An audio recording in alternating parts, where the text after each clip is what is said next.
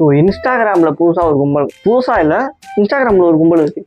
அந்த கும்பல் என்ன சொல்லுதுன்னா, ஏதாவது ஒரு எந்த இதுவாக போனாலும் சரி, தமிழ் பசங்க லைக் பண்ணுங்க, சிங்கிள் பசங்க லைக் பண்ணுங்க, ஏன் பொண்ணு பார்த்து கொடுக்க போறியா நீ?